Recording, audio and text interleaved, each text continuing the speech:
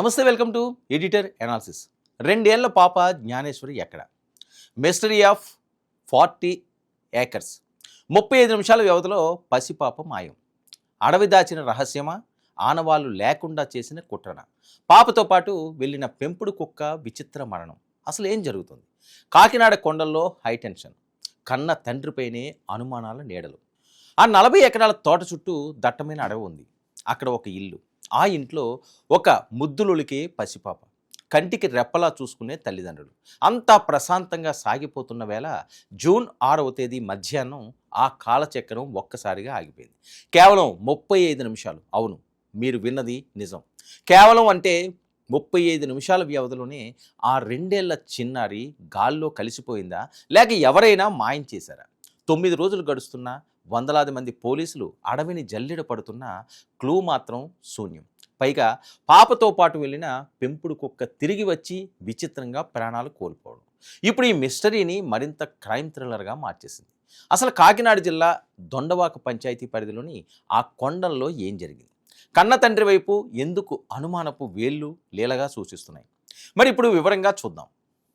కాకినాడ జిల్లా తుని జాతీయ రహదారికి దాదాపు 12 కిలోమీటర్ల దూరం. నర్సీపట్నం వైపు ప్రయాణిస్తే కొండల మధ్య నిశ్శబ్దంగా కనిపిస్తుంది సిహెచ్ అగ్రహారం గ్రామం. చుట్టూ 500 ఎకరాల అటవీ ప్రాంతం.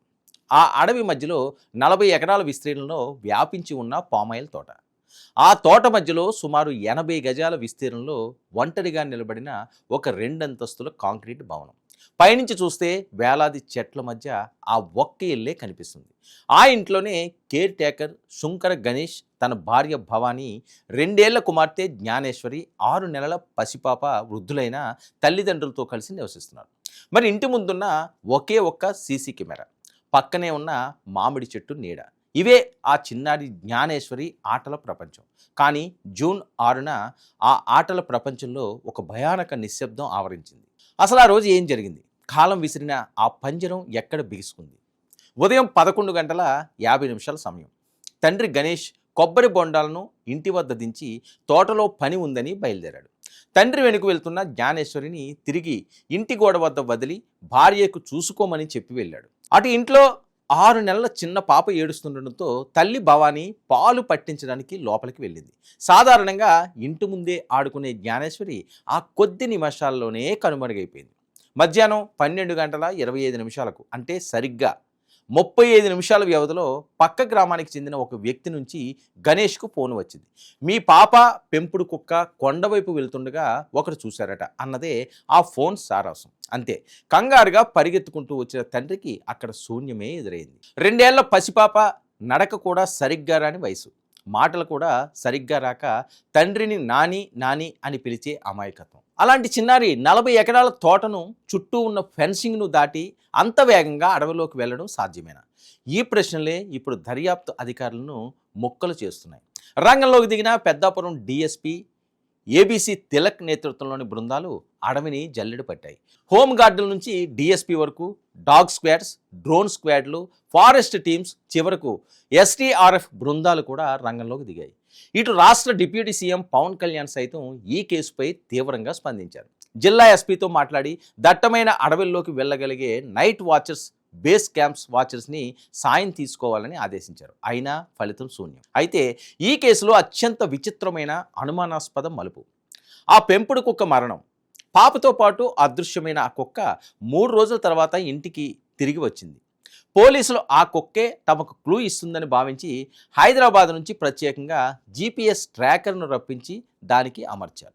మరి ఆ ట్రాకర్ ఆధారంగా కుక్క అడవిలో సుమారు 8 కిలోమీటర్ల మేర తిరిగినట్లు గుర్తించి గాలించిన ఆ ఆనవాళ్లు ఎక్కడా దొరకలేదు. కానీ 8వ రోజున ఆ కుక్క ప్రవర్తన విచిత్రంగా మారింది.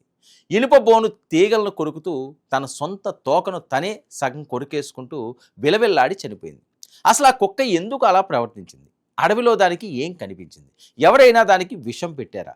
ఈ ప్రశ్నలకు సమాధానం తేల్చడానికి తుని రూరల్ సిఐ చెన్నకేశవరావు ఆధ్వర్యంలో కుక్క మృతదేహానికి పోస్ట్ మార్టం నిర్వహించారు. ఇక ఈ కేసులో మరో కీలక కోణం సోషల్ మీడియాలో స్థానికంగా జరుగుతున్న ప్రచారం. పసిపాప అదృశ్యం వెనుక కన్న తండ్రి గణేష్ పాత్ర ఏమైనా ఉందా అనే అనుమానాలు ఇప్పుడు వ్యక్తమవుతున్నాయి. తెల్లారితే నా గుండెల మీదే పడుకునే నా కూతురు ఎక్కడుందో అంటూ తండ్రి కన్నీరు మున్నీరవుతున్న పోలీసులు మాత్రం అన్ని కోణాల్లోనూ వదలట్లేదు. గణేష్కు ఎవరితోనైనా పాత శత్రుత్వాలు ఉన్నాయా? ఆర్థిక లావాదేవీలు గొడవలు ఉన్నాయా? గతంలో తోటలో పనిచేసి మానేసిన కూలీలు ఎవరు? చుట్టుపక్కల గ్రామాల్లో గంజాయికి అలవాటు పడిన వ్యక్తులు ఎవరు? ఇలా ప్రతి ఒక్కరిని పోలీసులు విచారిస్తున్నారు. ఎవరైనా తీసుకువెళ్తే తప్ప పాప అంత దూరం వెళ్ళలేదని తండ్రి అంటుంటే అసలు పాప ఉందా లేదా అనే అనుమానాలు కూడా ఇప్పుడు దర్యాప్తు సంస్థలను వేధిస్తున్నాయి. చిన్నారి ఆచూకీ చెబితే ₹1,00,000 బహుమతిని కూడా పోలీసులు ప్రకటించారు. నిజంగానే ఇది ఆధునిక సాంకేతిక పరిజ్ఞానానికే ఒక పెద్ద సవాల్గా మారింది. డ్రోన్లు చూశాయి, డాగ్ స్క్వాడ్లు వెతికాయి, వందలాది మంది అడవిని జల్లెడ పట్టారు. కానీ 2 ఏళ్ల పసిపాప ఆనవాళ్ళు కూడా దొరక్కపోవడం వెనుక ఏదో పెద్ద కుట్రే దాగి ఉందనే అనుమానాలు ఇప్పుడు బలపడుతున్నాయి.